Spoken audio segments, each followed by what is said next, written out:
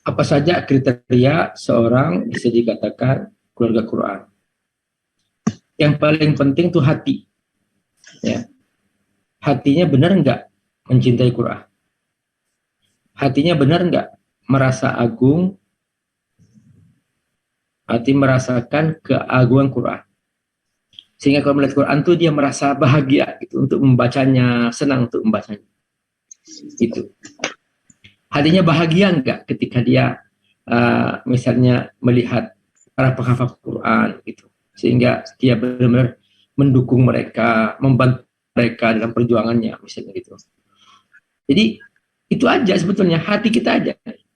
Jadi bukan semata fisik jasmani.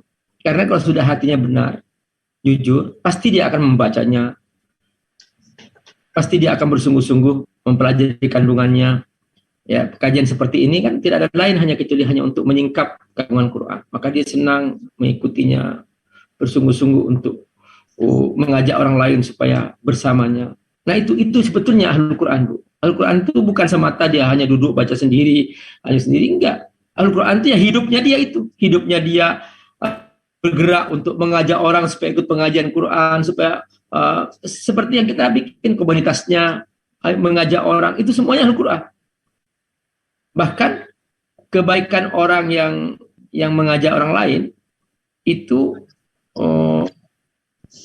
adalah menjadi amal jariah dia lebih banyak. Misalnya gini, ada orang yang baca Quran sendirian, maka dia hanya dapat pahala apa yang dia.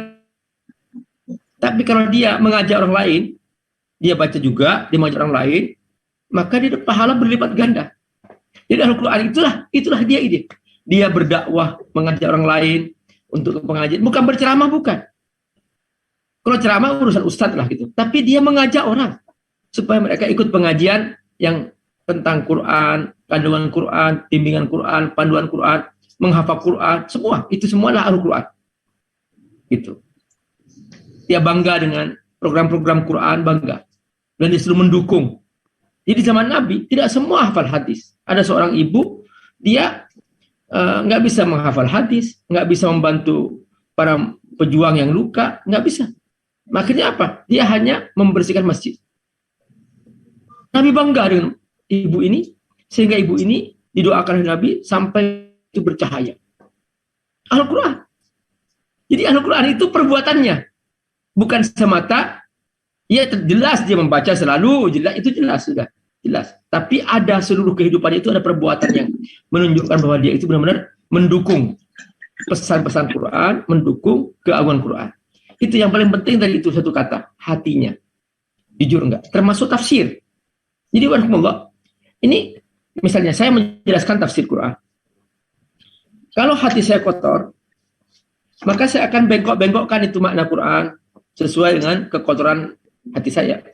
Saya akan cari pemahaman-pemahaman yang salah sehingga Bapak Ibu menjadi orang sesat. Bisa aja. Makanya para ulama mengatakan yang paling penting dalam tafsir itu adalah hatinya. Tafsir dengan hati. Kalau hatinya bengkok, akan dibengkok-bengkokkan. Ada salah seorang ulama ya, pemahamannya bengkok, maka dia menggunakan ilmu nahwu, ilmu sharaf, ilmu balaghah untuk mendukung bengkoknya pikirannya. Dia menafsirkan Quran, tafsirnya selesai tafsir 30 juz. Tapi isinya membengkokkan makna. Misalnya dia menghalalkan nikah mut'ah misalnya, itu zina kan. Jadi ayat yang berkaitan tentang istamta'tu, bermut'ah, diartikan bermut'ah, dan seterusnya, dibengkokkan maknanya seperti itu dan lain sebagainya. Nah itulah Bapak Allah, bahwa yang paling menentukan Al-Quran itu hatinya. Benar nggak hatinya dijujur atau tidak, atau sekedar basa-basi. Itulah tentang makna keikhlasan. Semoga Allah berkahi.